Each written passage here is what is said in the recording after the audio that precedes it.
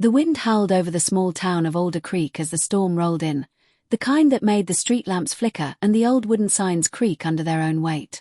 Inside the town's only hospital, Emma Carter lay in a dimly lit delivery room, gripping the rails of her bed with every ounce of strength she had left. Sweat dripped down her forehead, her hair stuck to her cheeks, and her breaths came in trembling, uneven gasps. She wasn't supposed to be alone. Her husband, Graham Carter, had promised he would leave the ranch early and be here before the contractions got too close.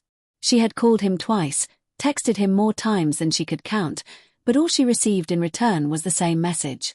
Busy. Don't make this dramatic, Emma. I'll come when I can.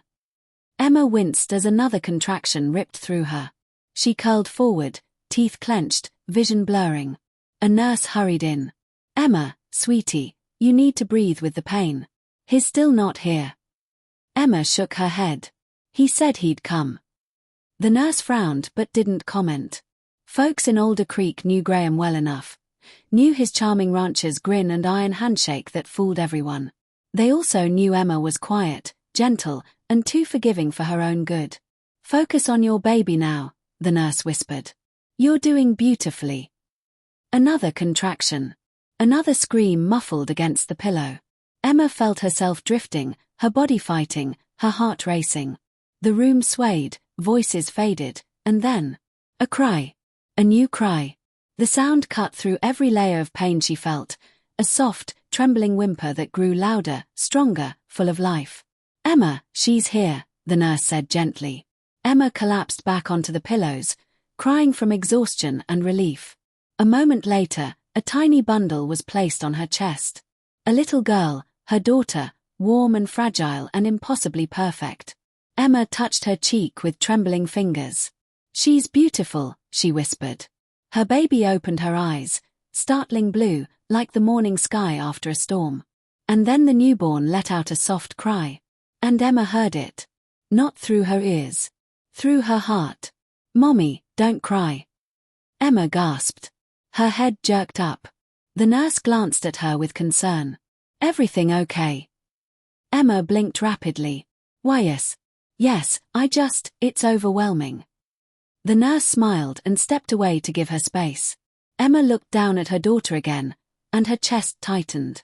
The voice had been clear as sunlight, gentle, warm, impossible. She must be exhausted. She must be hallucinating. But then the baby cried again. And the voice whispered again. I'm here, Mommy. Emma froze. Her breath hitched. She looked into the baby's bright eyes, and this time, she felt something, a connection so deep it pulsed through her bones. She wasn't imagining it. Her daughter was talking to her.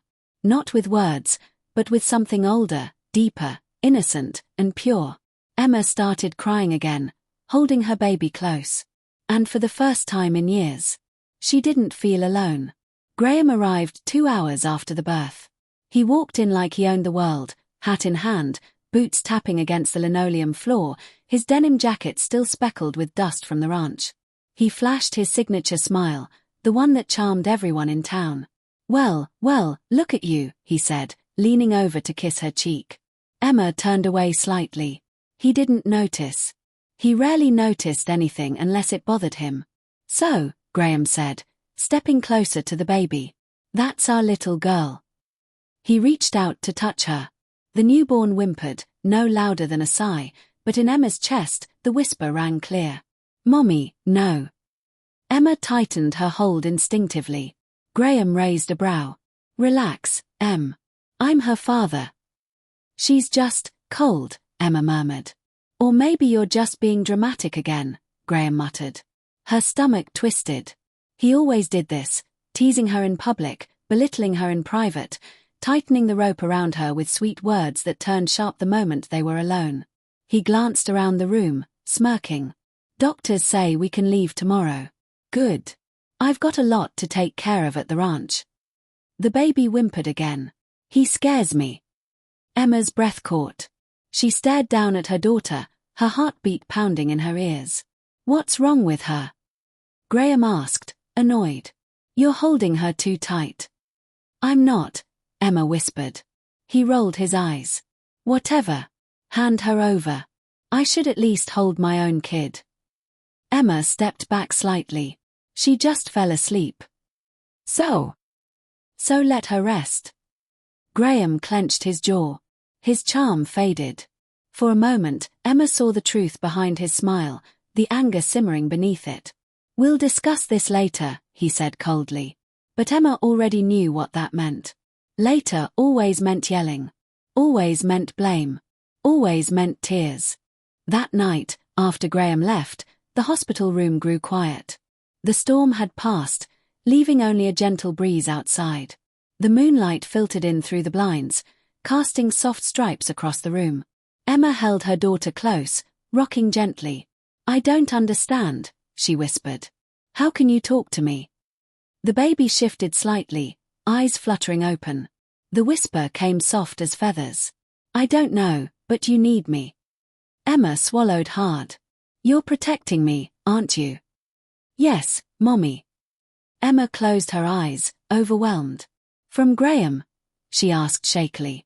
There was a pause. Then a soft, sad whisper. He hurts you. The tears she had been holding back for months, maybe years, finally spilled down her cheeks.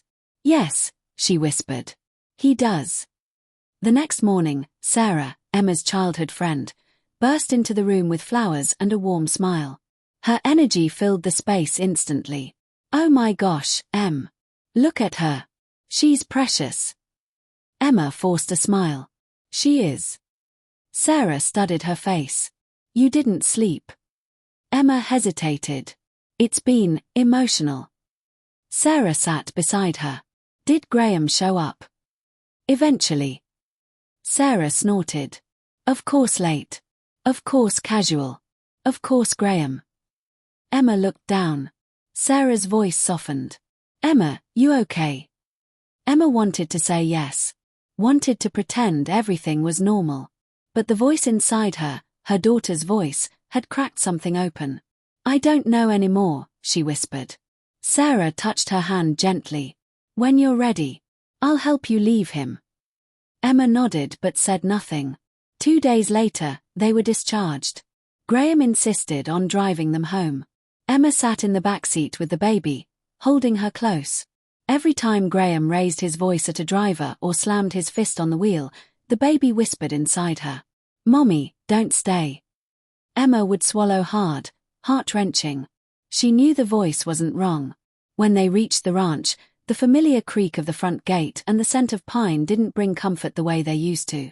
The house, a big wooden structure Graham's grandfather had built, felt heavier somehow, its walls too tight, its shadows too long. Inside, Graham turned to her. Remember, Emma, he said, tone low. Having a baby doesn't give you an excuse to act crazy. She stiffened. People look up to us. We're a respectable family. Don't embarrass me. Her heart dropped. The baby shifted in her arms, whispering softly. He's the monster. And for the first time in her married life, Emma didn't deny it. The nights were the hardest. Graham demanded a perfect house, perfect meals, perfect obedience, even though Emma's body was still recovering and the baby needed constant care. He scolded her for being too slow, for complaining too much, for not appreciating him. But every time he raised his voice, the newborn cried softly, and Emma heard the whisper, "Leave. Please leave. I'm scared." Emma began sleeping with her daughter in the guest room, locking the door from the inside. Graham hated it, but she didn't care anymore. And the more she listened to the whisper, the stronger she became. It happened one evening, just after sunset. Graham returned home furious after a disagreement with one of his ranch workers.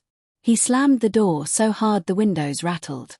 "Emma," he shouted, "where the hell is dinner?" Emma was in the kitchen, bouncing the baby gently. She didn't run to him the way she used to.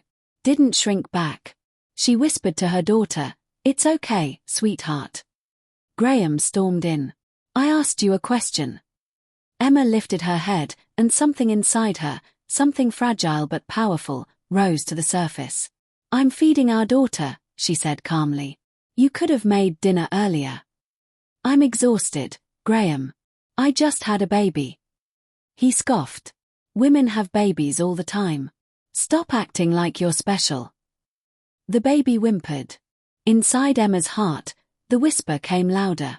Now, Mommy. Graham stepped closer, eyes dark. You better fix your attitude before. Before what? Emma asked quietly. He froze. Emma stood tall, holding her daughter protectively. You won't hurt us again. Hurt you, he scoffed. Stop playing the victim. I'm done, Emma said. I'm leaving. Graham laughed coldly. You think you can. You have no money. No job. Nowhere to go. You and that kid belong to me. The baby cried louder. The whisper rose like a storm. Run. Emma turned, grabbed her car keys from the counter, and held her daughter close.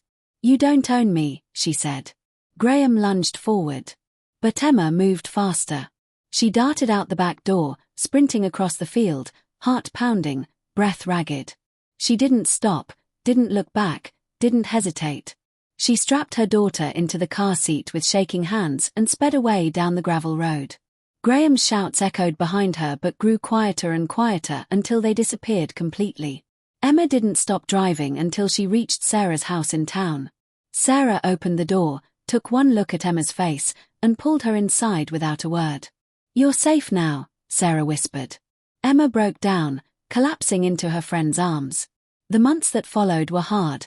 Custody hearings, lawyers, threats from Graham, whispers in town. But Emma didn't falter. Every time she felt weak, her daughter would cry softly, and Emma felt the familiar whisper.